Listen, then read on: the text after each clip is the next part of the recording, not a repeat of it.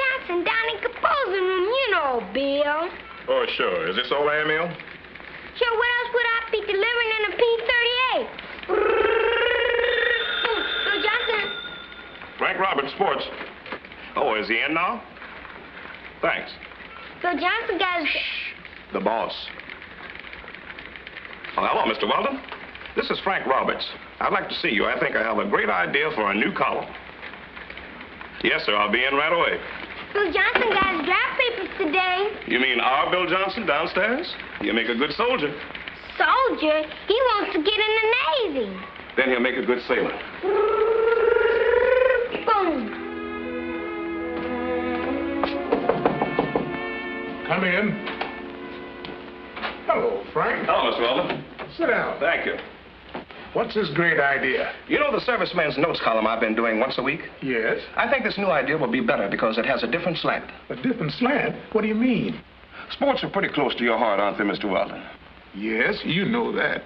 What strikes you most about them? I mean, what's the one thing that most sports have in common? I think any schoolboy could answer that one. Teamwork. Exactly. Teamwork. Teamwork and the complete democracy of it. And the fact that a man is measured only by his ability and skill. Yes, that's right. Now, you've seen some great white teams and some great colored teams. And some with both whites and Negroes as teammates. Yes, I have. Well, I want to write a column about a great team like that. Look, I have tickets for something interesting this afternoon. Come out with me and I'll show you what I mean better than I can tell you. I'd like to, Frank, but I'm too busy. Mr. Weldon, you're not that busy. This is important. Well, if you think it's important, I suppose I could. Come in. Hello, Bill. Hello, Mr. Weldon. Hello, Frank. Hello, Bill. Mr. Weldon, I got my induction papers. So they finally arrived. We'll certainly miss you around here, Bill. Thank you. If you don't mind, I'd like a couple of days off. There's some things I'd like to do for Mom before I leave. Take as many days you want. Thank you. Just a minute, Bill. Could you spare me a couple of hours? Well, I don't know. I think you can help me sell something.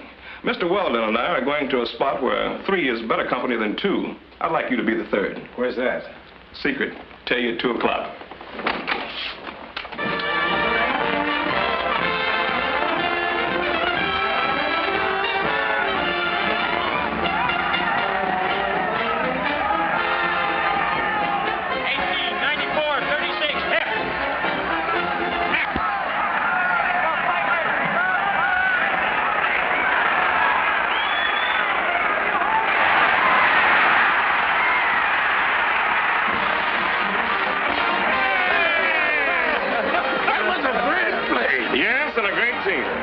Teamwork in action.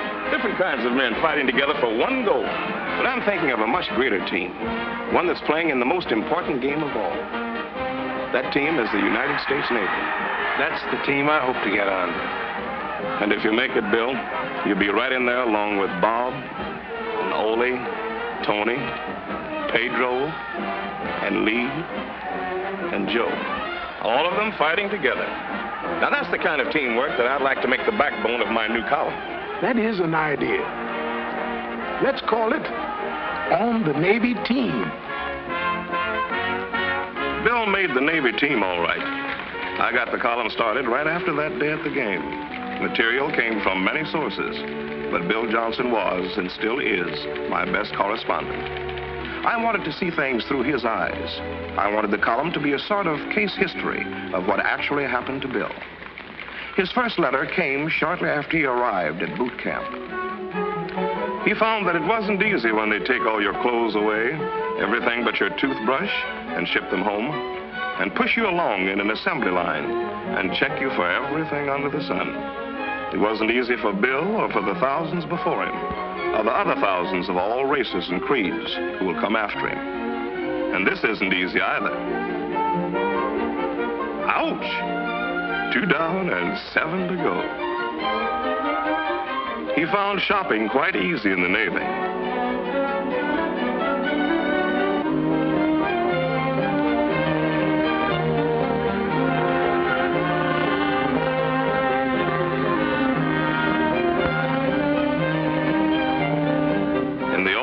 It used to take him longer to pick a new suit. It was hard to make up his mind whether you wanted the brown suit with the small check or the gray suit with the stripes. But Bill doesn't have to worry about that now. Here, everything comes in standard colors and patterns. Blues with white stripes and whites with blue stripes. And the salesman behind this counter won't take no for an answer. Probably never again in his life will Bill receive 9 suits of clothing and everything that goes with them in 20 minutes. All right. You're members of a new company, Company 510. And by the looks of it, Company 510 is about the finest collection of knuckleheads ever hit any boot camp. You're here for discipline, and I'm here to see that you get it. If you step out of line, you'll think this building fell on you personally. Pay attention and obey orders. First, you shave and shower every day. You keep your clothes washed and clean and rolled, and your bunks made up and your blankets folded properly. I'll show you how to do all that. Now get on the ball and stay on it. Company 510 got on the ball, but had a little difficulty staying on it. Close order drill isn't mastered in a day. Double the rear, hard. Rear, hard. Whoop, the man said to the rear.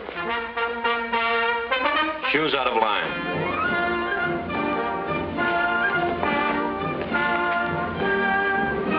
Loose rolls. Loose rolls.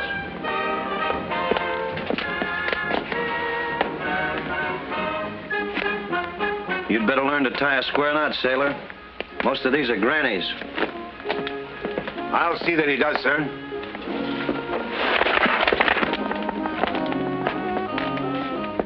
What's an ensign? Well, you are. The flag, both of you are. It means a commissioned officer. It also means a flag, sir. Bill never worked so hard in his life.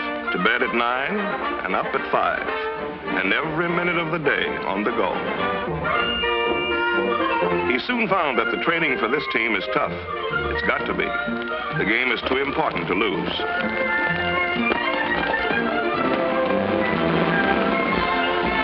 Gradually, Company 510 got squared away, and their chief stopped calling them knuckleheads. They began to act Navy, think Navy, and look Navy.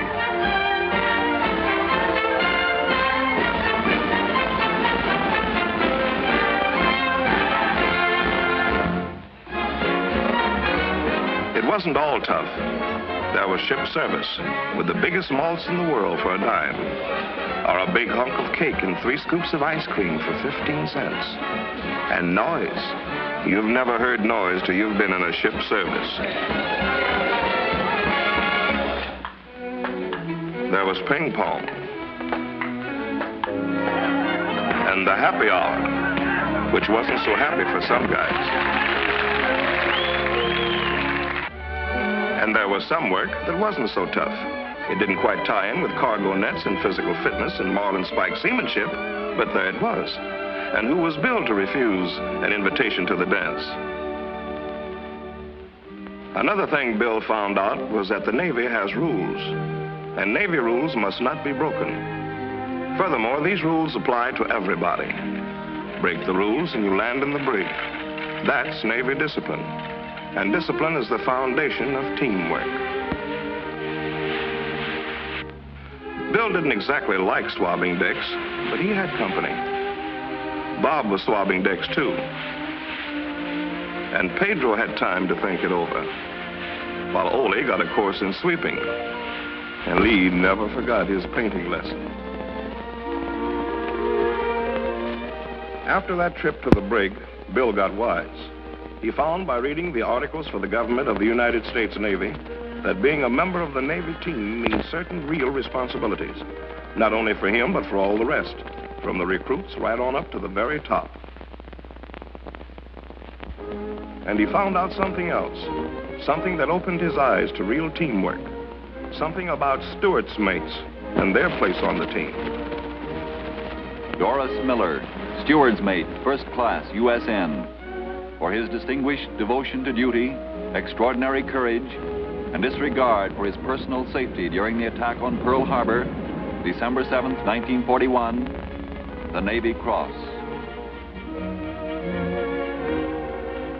Albert H. Oliver, steward's mate, first class, USN, for conspicuous gallantry and intrepidity while serving aboard a United States warship during a raid upon that vessel by approximately 25 Japanese torpedo planes in the vicinity of the Solomon Islands on June 30th, 1942, the Silver Star Medal. William Pinckney, cook, third class, USN, for extraordinary heroism while serving aboard the USS Enterprise during the engagement with enemy Japanese naval forces near the Santa Cruz Islands on October 26, 1942, the Navy Cross.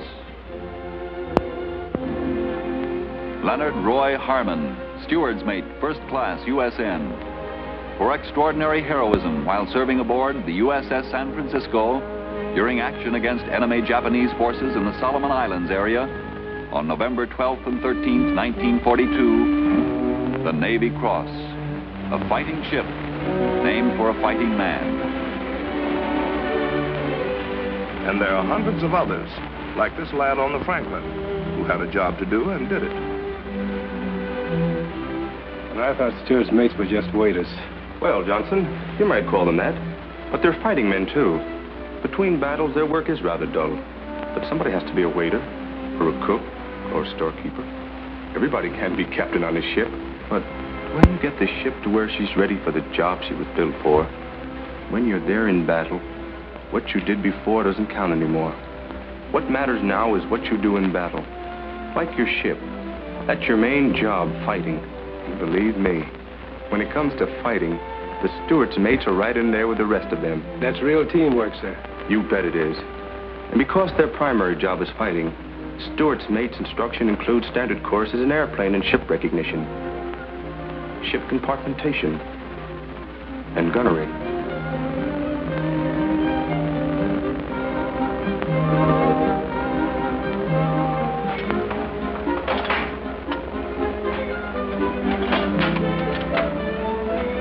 I'm glad you told me all that, sir. It makes me proud just to be anywhere on the team. And Johnson, don't ever forget this about steward's mates. They may pour soup between battles, but in battle they pour lead with the best of them. And so Company 510, now U.S. Navy fighting men, passes in review for the last time. Bill's recruit days are almost over. Those few crowded, tough weeks have been lived through. He and his buddies have learned the basic rules of the game. Now, some will go direct to general service duty, while others will specialize and enter service schools. Company 510 will be scattered far and wide as the men continue their various careers, each to take his special position on the team for the big plays ahead. Bill was selected for quartermaster training at the U.S. Naval Training School, Hampton, Virginia.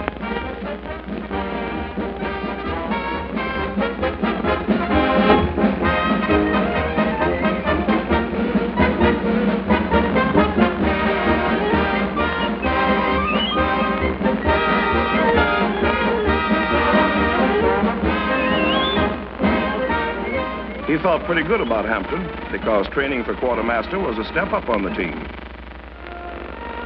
Here the trainees are mustered and checked in and receive a brief outline of the particular rules at Hampton. This chance was something Bill had hoped for, but you don't graduate just for the hoping. You have to earn it.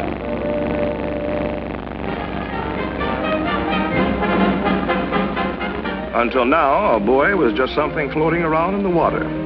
But Bill soon learned that there were quite a few different types of buoys, each with a different purpose. He had to become as familiar with them as with his own name. But that was only a small part of it. Among other things, Bill learned how to make compass deviation compensations, how to navigate by dead reckoning, and how to plot a course.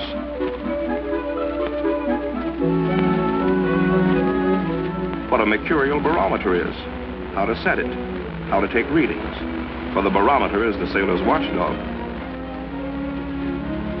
Bill also learned how to use the engine room telegraph. On this training ship, Bill and his shipmates put to actual use what they have learned in classes. Give her a little left rudder.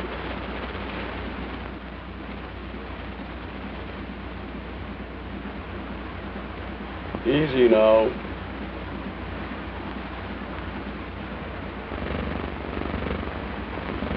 Just a touch. Right rudder. That's it. Ease your rudder. That's fine. So while Bill is on his way to becoming a quartermaster, other Bills, Tonys, Bobs, and Pedros are on their way to becoming radio men, aviation metalsmiths, aviation machinist mates, gunner's mates, and other specialists, and getting ready to take their places patrolling,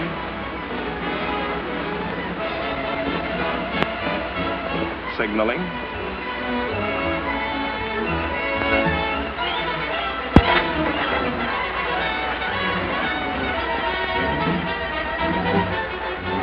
minesweeping,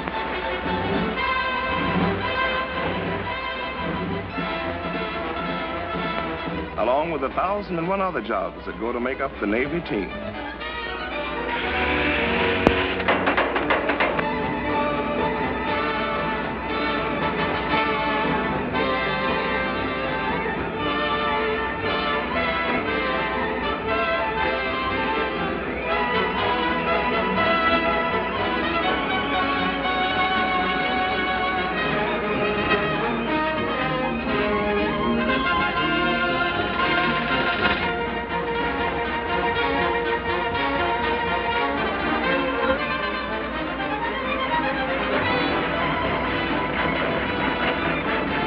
This photographer's mate, who wears the Purple Heart, has flown many missions over enemy territory in the Pacific, doing map work under hazardous conditions.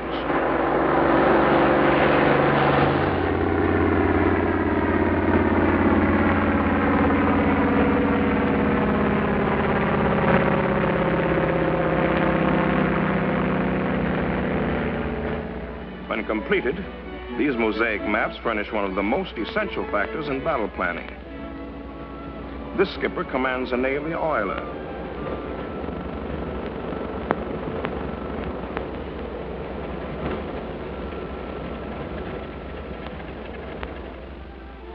And this chaplain counsels and advises the boys on many subjects, while these waves have released men for duty in combat areas.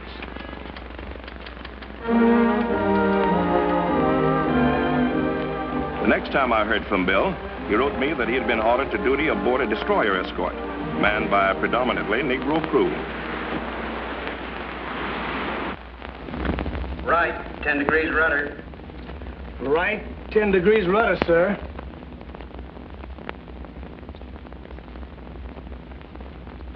Steady as you go. Steady as you go, sir.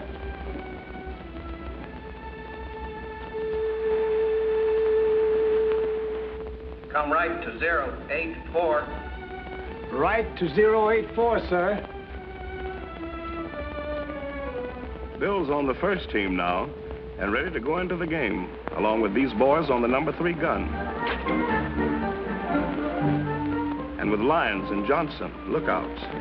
And with Arsenault, bosun's mate first, who is right on the job.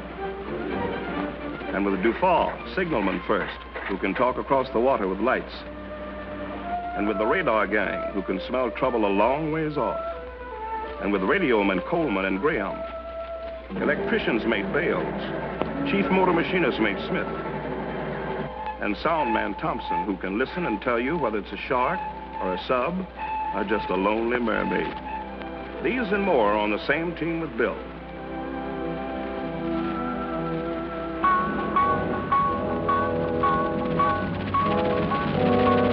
All hands, man your battle station. All hands, man your battle station. It may be a battle, or it may be only practice. You never can tell.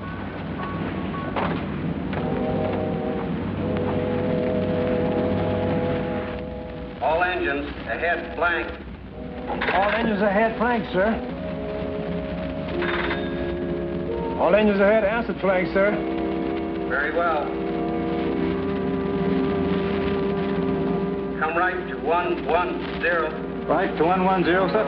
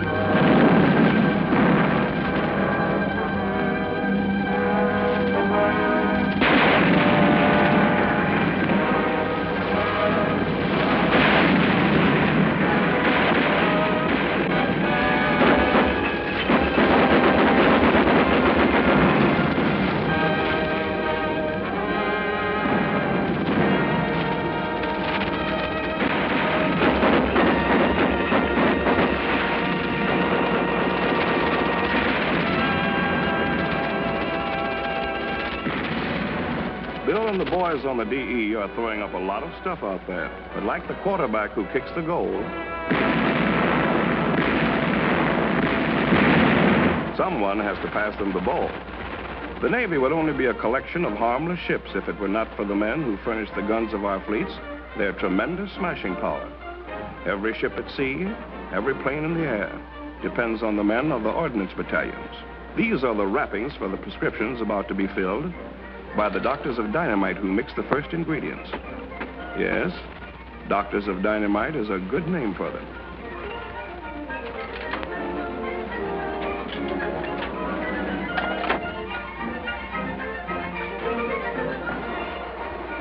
And their prescriptions come in all sizes and shapes.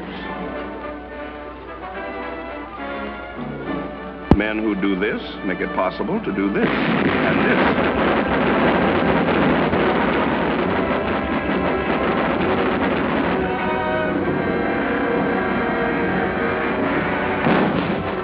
The teammates on some cruiser will welcome these 8-inch projectiles and speed them on their way. While the 14 and 16-inch shells are destined for some battleship to help knock out the enemy. Yes, every sailor plays a vital position to make this team the greatest Navy in the world. This is the result of teamwork. Here, moving in for the payoff in the biggest game of all, battle and invasion, here on these ships, on the APAs, on the ATAs, on the AKAs, on the AOs, and all the other great auxiliary ships of the fleet, here serve the Negro sailors like the Bill Johnsons. Here serve Negro electricians' mates, radio men, stewards' mates, quartermasters, yeomen, and all the other ratings required to man these ships that help to make up the great team.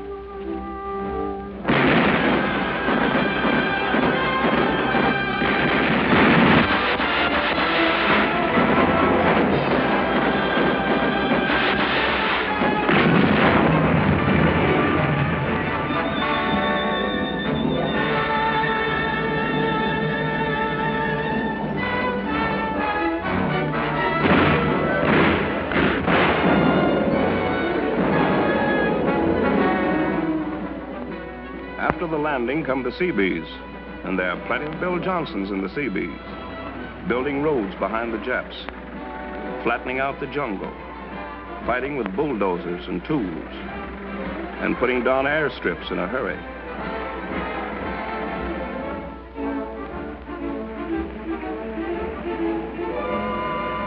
Often they have to take time out to dodge death.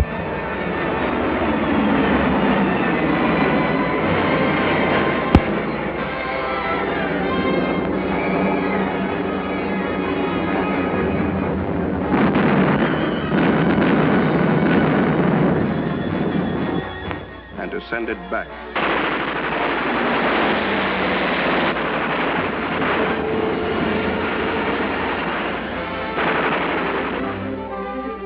So the Bill Johnsons made all the Navy teams. They were there at the end of the first half when these German U-boats surrendered in the Atlantic. And they were there at the finish in the Pacific. Yes, they made all the Navy teams. This one, and this one, too.